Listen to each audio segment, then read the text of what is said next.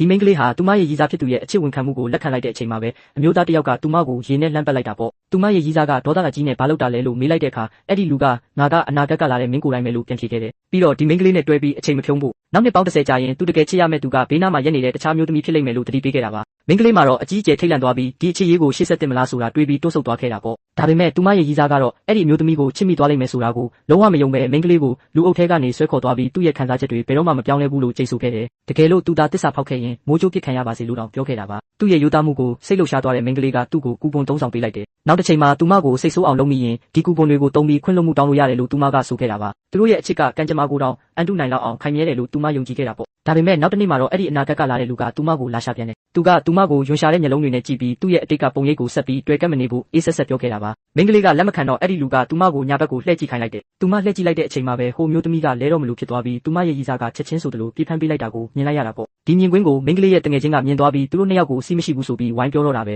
ဒါပေမဲ့ရည်စားဖြစ်သူကဟိုမျိုးသမီးဘက်ကနေကာကွယ်ပေးလိုက်တဲ့အပြင်မိန်းကလေးကိုမြင်တဲ့အခါမှာတော့သူမကပဲသူ့တငယ်ချင်းကိုလှုပ်ပြီးရန်ရှာခိုင်းတာလို့ထင်နေခဲ့တာမိန်းကလေးမှာတော့အကြီးကျယ်စိတ်ပြတ်သွားပြီးဒေါသတကြီးနဲ့ထွက်လာခဲ့တယ်ရည်စားဖြစ်သူကနောက်ကနေအမြန်လိုက်လာပြီးတောင်းပန်ကပထမဆုံးကူပွန်ကိုထုတ်သုံးပြီးခွင့်လွှတ်ဖို့တောင်းဆိုခဲ့တာပေါ့ကံကြမ္မာကိုအလွယ်တကူအရှုံးမပေးချင်တာနဲ့မိန်းကလေးကကူပွန်ကိုလက်ခံပြီးခွင့်လွှတ်ပေးလိုက်တယ်ရည်စားဖြစ်သူကဝမ်းသာအားရနဲ့ရုပ်ရှင်လက်မှတ်နှစ်ဆောင်ထုတ်ပြပြီးရုပ်ရှင်အတူတူကြည့်ဖို့ဖိတ်ခေါ်ခဲ့တယ်ရုပ်ရှင်ရုံထဲရောက်ပြီးကစတာနဲ့ဟိုမျိုးသမီးစီကဖုန်းလာခဲ့ပေမဲ့သူကမိန်းကလေးနဲ့ပဲဆက်နေဖို့ဆုံးဖြတ်ပြီးဖုန်းချလိုက်တယ်အဲ့ဒီအချိန်မှာပဲအနာဂတ်ကလာတဲ့လူကရုတ်တရက်ပေါ်လာပြီးဟိုမျိုးသမီးကိုလူမိုက်တွေကနှောက်ယှက်နေလို့အမြန်သွားခဲ့ဖို့သူ့ကိုအတင်းဆွဲခေါ်တော့တာပဲရည်စားဖြစ်သူရဲ့စိတ်တွေရှုပ်ထွေးသွားပေမဲ့ဘာမှမဖြစ်တယ်လို့ဟန်ဆောင်ပြီးမိန်းကလေးဘေးမှာပြန်ထိုင်နေခဲ့တယ်ခဏနေတော့သူကကိုလာသွားဝင်မယ်လို့အကြောင်းပြပြီးနောက်လက်မကြည့်ပဲထွက်သွားခဲ့တာပေါ့သူကကိုလာလုံးဝမတောက်တတ်တာကိုသိနေတဲ့မိန်းကလေးအတွက်တော့ဒါဟာစင်ကြေတစ်ခုဆိုတာသိနေခဲ့တာပေါ့သူမဟာရုပ်ရှင်ပြီးတဲ့အထိစောင့်နေခဲ့ပေမဲ့သူပြန်မလာခဲ့ဘူးအနာဂတ်ကလူကသူမစီကိုဗီဒီယိုတစ်ခုပို့လိုက်တဲ့အခါမှာတော့သူမရဲ့ရည်စားကဟိုမျိုးသမီးကိုစိုးရိမ်တကြီးကာကွယ်ပေးနေတာကိုမြင်လိုက်ရပြီးသူမရဲ့ရင်ထဲမှာအယမ်းကိုနာကျင်သွားခဲ့ရတယ်အဲ့ဒီအချိန်မှာပဲရုပ်ရှင်ရုံမျက်နှာကျက်ပြိုကျသွားခဲ့တာပေါ့မိန်းကလေးပြန်လို့လာတဲ့အချိန်မှာတော့ဆေးရုံကတင်ပေါ်ရောက်နေခဲ့ပြီးဆရာဝန်ကသူမရဲ့ဘယ်ဘက်လက်ကျိုးသွားလို့နောင်ကိုပီယာနိုဘယ်တော့မှတီးလို့ရတော့မှာမဟုတ်ဘူးလို့ပြောလိုက်တယ်အဲ့ဒီကြမှာပဲရည်စားဖြစ်သူကသူမဘေးမှာမရှိခဲ့တာကိုနောက်လိုက်ရပြီးပြေးလာခဲ့တာပါ